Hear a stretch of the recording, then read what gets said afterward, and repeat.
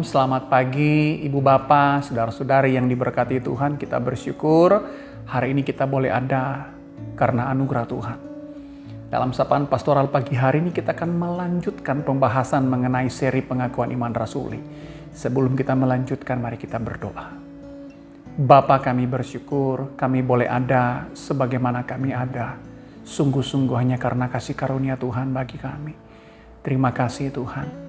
Dalam perenungan kami, pembahasan kami mengenai seri pengakuan iman rasuli pada pagi hari ini, biar Tuhan menolong sehingga semua yang kami bahas dapat kami mengerti dan iman kami dikuatkan. Hamba-Mu yang berkekurangan, biar Allah Roh Kudus yang memimpin.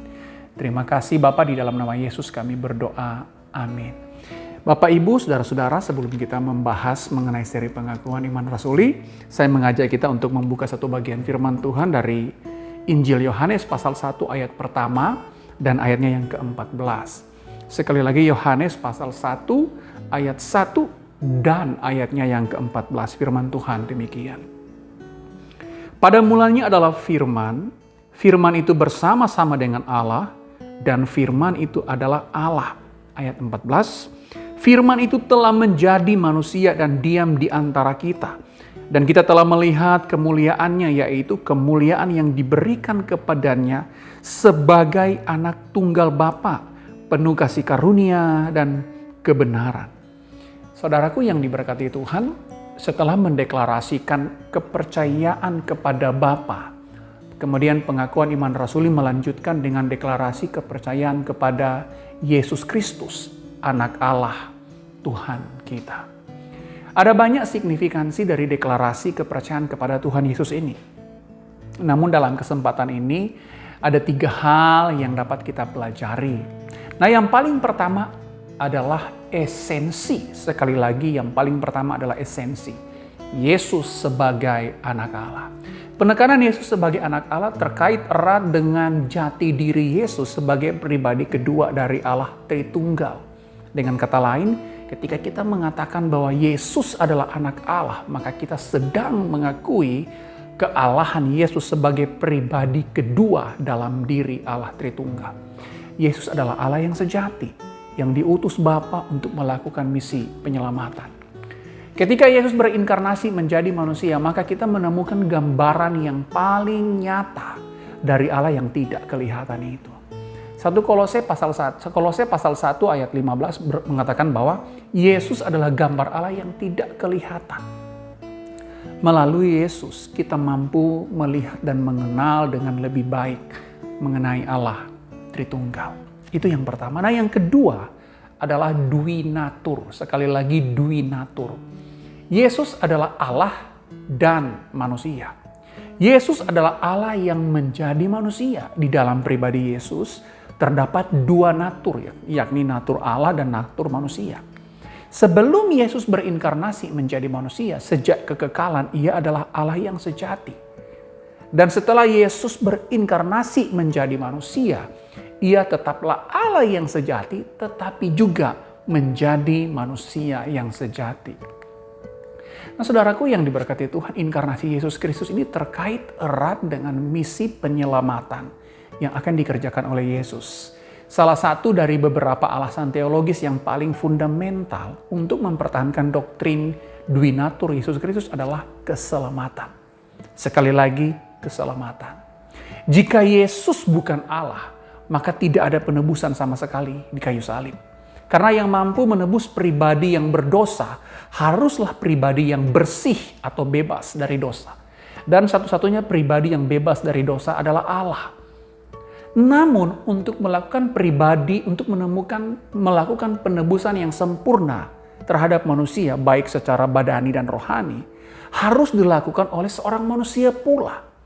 Makanya Yesus adalah manusia. Dia adalah Allah yang sejati tapi juga manusia yang sejati. Karena itu di dalam Yesus, atau mengapa kita menyebut Yesus sebagai Allah yang sejati, tetapi juga manusia yang sejati. Itu yang kedua. Nah, yang ketiga, Yesus sebagai Kristus dan Mesias. Hari ini ketika kita mendengar kata Kristus, seolah-olah kata itu hanya merupakan gelar biasa saja. Namun kata Kristus itu berarti raja. Sedangkan Mesias berarti yang diurapi. Ketika Yesus disebut sebagai Kristus, maka hal itu berarti merujuk kepada Yesus sebagai Raja. Yesus adalah Raja. Nah, tetapi bukan hanya sekedar Raja. Yesus adalah Kristus, Sang Mesias itu, Raja yang diurapi. Mesias artinya diurapi. Nah, dengan kata lain, Yesus melakukan misi mesianik yang dijanjikan Allah untuk menyelamatkan dunia yang terhilang.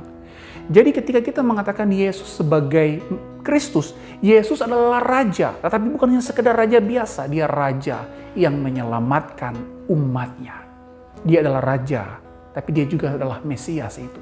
Nah, saudaraku yang diberkati Tuhan, dari sini kita bisa menarik beberapa aplikasi dengan keyakinan-keyakinan yang sudah tadi kita bahas.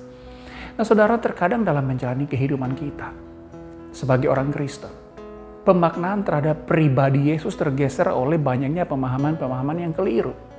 Namun tradisi Kristen yang panjang dan yang sejati itu menekankan peran Yesus Kristus yang sangat luar biasa sekali. Bapak-bapak gereja menekankan bahwa di dalam Kristus mereka menemukan Allah yang Immanuel itu. Di dalam Kristus mereka bertemu dengan Allah yang menyelamatkan mereka. Di dalam Kristus mereka berjumpa dengan Allah yang tidak pernah meninggalkan umatnya. Sehingga bapak-bapak gereja dan kekristenan mula-mula mempertaruhkan kehidupan mereka kepada pribadi Yesus Kristus. Karena bagi mereka Yesus sangat berarti. Nah, saudaraku yang diberkati Tuhan, pertanyaan reflektif bagi kita adalah, siapa Yesus bagi kita? Nah, apakah kita betul-betul menjadikan Yesus sebagai pusat kehidupan kita? Sejauh mana kita menyerahkan kehidupan kita kepada Yesus Kristus? Apakah kita membiarkan kehidupan kita dipimpin oleh Sang Immanuel itu? Kiranya Kristus terus menjadi Raja bagi kita dan terus menjadi segalanya di dalam kehidupan kita. Mari kita berdoa. Tuhan, ketika kami memanggil Engkau Bapa, kami pun menyadari bahwa Engkau telah mengutus anak-Mu yang tunggal, Yesus Kristus, untuk menyelamatkan kami. Ya Tuhan Yesus, terima kasih untuk karya penebusan-Mu yang sempurna bagi kami. Pimpin terus kami ya Bapa, biarlah kami boleh terus menjalani kehidupan kami dengan berorientasi kepada Yesus Kristus sebagai Raja di dalam kehidupan kami. Sehingga kehidupan kami di mata Engkau diperkenankan karena kami hidup sesuai dengan kehendak Tuhan bagi kami. Pimpin kami dan sertai kehidupan kami. Kami mau mempercayakan hidup kami kepada Engkau, Yesus Kristus, Sang Juru Selamat kami, Sang Allah yang Immanuel itu, dan yang tidak pernah meninggalkan kami. Amin. Saudaraku, selamat menjalani hari ini. Kiranya Tuhan Yesus terus memimpin dan menyertai kehidupan kita. Amin.